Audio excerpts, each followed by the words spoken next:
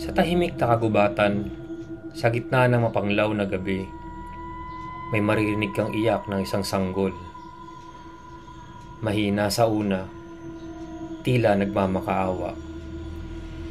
Habang lumalapit ka upang hanapin ito, lalong lumalakas ang kanyang pag-iyak. Kapag natagpuan mo ito, isang musmos na tila inabandona. Bigla itong ngingiti. Unti-unting magbabago ang anyo. Hindi ito isang ordinaryong sanggol. Ito ay isang tiyanak. Isang nilalang ng dilim na nagpapanggap bilang isang walang kalaban-labang bata upang akitin ang mga taong may mabuting puso. Pagkatapos ay wawasakin ang kanilang buhay. Ang mga kwento ng tiyanak ay laganap sa buong Pilipinas. May iba't ibang bersyon sa bawat rehiyon. Ngunit iisa ang mensahe. Huwag basta-basta magtitiwala sa isang umiiyak na sanggol sa gitna ng kagubatan o sa isang liblib na daan.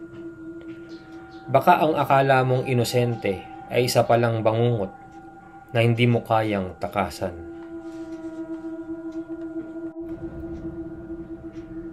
Ano ang tiyanak? Ang tiyanak ay isang nilalang sa mitolohiyang Pilipino na karaniwang inilalarawan bilang isang halimaw na may anyo ng isang sanggol.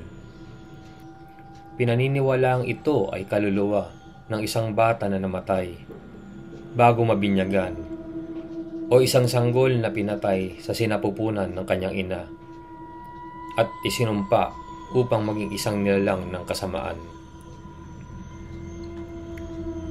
Sa unang tingin, ang tiyanak ay mukhang isang kawawang sanggol na inabandona. Ngunit sa oras na lapitan ito ng isang tao, ito ay biglang magpapakita ng tunay na anyo. Isang maliit, ngunit napakapangit na nilalang na may matatalas na kuko, pulang mata at bibig na punong-puno ng matutulis na ngipin. Pinagmulan ng tiyanak. Maraming teorya kung paano nagiging tiyanak ang isang sanggol.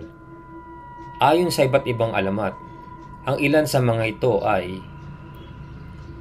una, ang kaluluwa ng di nabinyagang bata. Ayon sa paniniwala ng mga matatanda, ang mga sanggol na namatay bago mabinyagan ay hindi makakapasok sa langit. Sa halip, sila ay nagiging ligaw na espiritu na hindi matahimik at bumabalik bilang isang tiyanak upang maghiganti sa mundo ng mga buhay. Kalawa, ang sanggol na ipinaglihi sa kasamaan. May ilang kwento na nagsasabing ang isang tiyanak ay maaaring mula sa isang batang isinilang mula sa isang aswang, mangkukulam, o isang babaeng isinumpa. Dahil sa kanyang pinagmulan, siya ay hindi magiging normal na sanggol, kundi isang halimaw mula sa simula pa lamang. Ikatlo, ang resulta ng aborsyon o pagtatapon ng bata. Sa ibang alamat, ang tiyanak ay espiritu ng mga batang pinatay sa sinapupunan o itinapon pagkatapos ipanganak. Dahil hindi nila natamasa ang buhay na dapat sanay kanilang mararanasan, sila ay bumabalik bilang halimaw na naghahanap ng hustisya o paghihiganti. Hitsura ng tiyanak. Bagamat nagpapakita bilang isang inosenteng sanggol, ang tiyanak ay may tunay na anyo na mas nakakatakot kaysa sa iyong maiisip. Mapupulang mata na nagliliyab sa galit at puot. Matutulis na pangil na kayang bumaon sa laman ng biktima. Mahahabang kuko na ginagamit upang sugatan ang kanyang target. Balat na kulay abo, tuyo o parang bulok na laman. Maliit na katawan, ngunit may kakaibang lakas at bilis. Boses na kayang gayahin ang iyak ng isang totoong sanggol upang akitin ang biktima.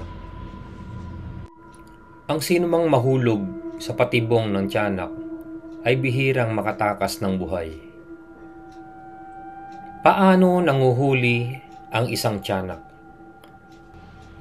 Ang tiyanak ay isang mandaraya. Hindi ito basta-bastang susugod upang umatake. Sa halip, ito ay gumagawa ng paraan upang akitin ang biktima at tiyakin na wala silang ligtas na daan upang makatakas. Una, ang panlilinlang ng sanggol.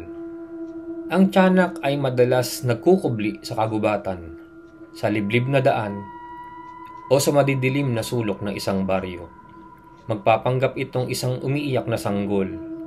At kapag may isang mabuting tao na lumapit upang tulungan ito, saka ito magpapakita ng kanyang tunay na anyo. Ikalawa, ang pagtawa ng halimaw. Kapag naloko na ang biktima, biglang magbabago ang iyak ng tiyanak. Mula sa isang mahina at kaawa-awang tunog, ito ay magiging isang malutong at nakakakilabot na halakhak. Isang tawa na may halong kasamaan at ligaya sa pagpapahirap sa kanyang target. Ikatlo, ang paghabol ng tiyanak. Sa oras na malaman ng biktima ang kanyang pagkakamali at subukang tumakas, magsisimula na ang tunay na bangungot. Ang tiyanak ay hindi ordinaryong bata. Ito ay may kakayahang tumakbo ng mabilis, tumalon ng mataas, at lumitaw sa harapan ng kanyang target, kahit pa ilang beses itong tumakbo palayo. At ikaapat, ang pag-atake at pagpatay. Kapag naabutan na ng tiyanak ang kanyang biktima, ito ay susunggab at magsisimulang mangngat-ngat, manugat at magsisid sa laman hanggang sa mawalan ng buhay ang kawawang nilalang na kanyang pinaglaruan. Paano labanan ang tiyanak? Sa kabila ng takot na dala ng tiyanak, may ilang paraan upang maiwasan ito o lumaban kung sakaling makaharap ito sa dilim ng gabi. Una, gumamit ng bawang o luya. Katulad ng ibang nilalang ng dilim, hindi mahilig ang tiyanak sa bawang o luya. Ang pagkakaroon ng mga ito sa katawan ay maaring magbigay proteksyon laban sa pag-atake nito. Ikalawa, magdasal o gumamit ng banal na tubig. Ang tiyanak ay isang ligaw na espiritu, kaya't ang mga panalangin at banal na tubig ay may kakayahang itaboy ito. Ang pag-usal ng isang taimtim na dasal ay maaaring humadlang sa kanyang masamang balak. Ikatlo, huwag lumapit sa umiiyak na bata sa loob ng gubat. Kung nasa isang liblib na lugar at may maririnig kang umiiyak na bata, huwag basta-basta lalapit. Ang tiyanak ay umaasa sa awa ng tao upang mahuli ang kanyang biktima. Ikaapat, baliktarin ang kasuotan.